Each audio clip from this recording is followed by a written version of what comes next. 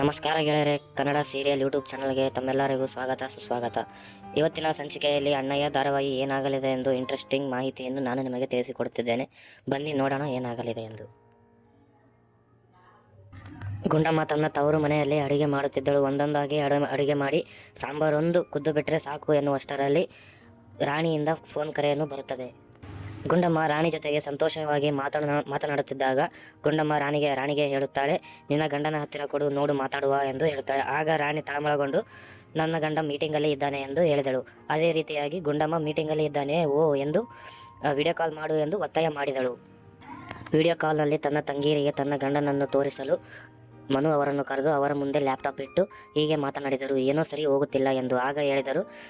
ಆಗ ಪಾಪು ಹೇಳಿತು, ಬಟ್ಟೆ ಒಂದು ಚೆನ್ನಾಗಿಲ್ಲ ಎಂದು ಹೇಳಿತು. ಅದೇ ಎಂದು ರಾಣಿ ಹೇಳಿದಳು. ರಾಣಿ ಪಾಪುಗೆ ಬಟ್ಟೆಯನ್ನು ತೆಗೆದುಕೊಂಡು ಬಾ ಎಂದು ಹೇಳಿದಳು.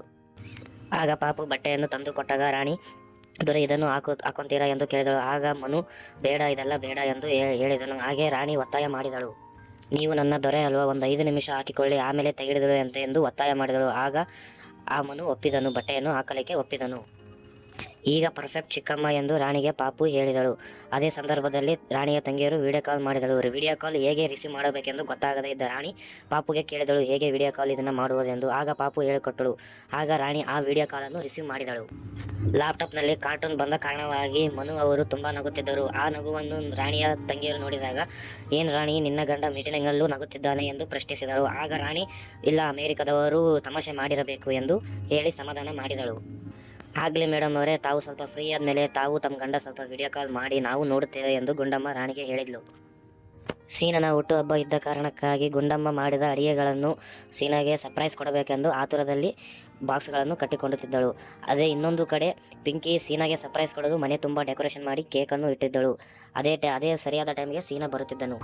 ಪಿಂಕಿಗೆ ಸೀನಾಗೆ ಸರ್ಪ್ರೈಸ್ ಕೊಟ್ಟು, ಜೀವನದಲ್ಲಿ ತುಂಬ ಇಂಪಾರ್ಟೆಂಟ್ ಪರ್ಸನ್ ಅಂದರೆ ನೀನೇ ಸೀನಾ ಎಂದು ಅವಳಿಗೆ ಹೇಳಿದಳು.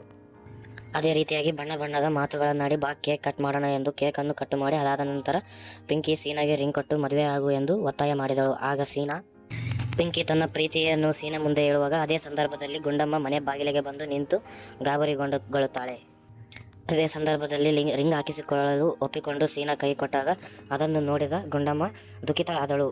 ಇನ್ನೊಂದು ಕಡೆ ಮನೆಯಲ್ಲಿ ಖುಷಿಯಿಂದ ಅಣ್ಣ ಮತ್ತು ಅತ್ತಿಗೆ ತಂಗಿಯರು ಊಟ ಮಾಡುತ್ತಿದ್ದರು. ಅದೇ ಸಂದರ್ಭದಲ್ಲಿ ಶಿವಣ್ಣ ಅವರ ಅಪ್ಪಯ್ಯ ಬರುತ್ತಾನೆ. ಆಗ ಶಿವಣ್ಣ ಹೇಳುತ್ತಾನೆ, ಪಾರುಗೆ, ಬಾ ಪಾರು, ಅಪ್ಪಯ್ಯ ಕುಡ್ಕೊಂಡು ಬಂದಿರ್ತಾನೆ, ನಾವೇ ಕರೆದುಕೊಂಡು ಬರೋಣ ಎಂದು. ಆಗ ಅಪ್ಪಯ್ಯ ಕುಡಿದುಕೊಂಡು ಬರಲಿಲ್ಲ.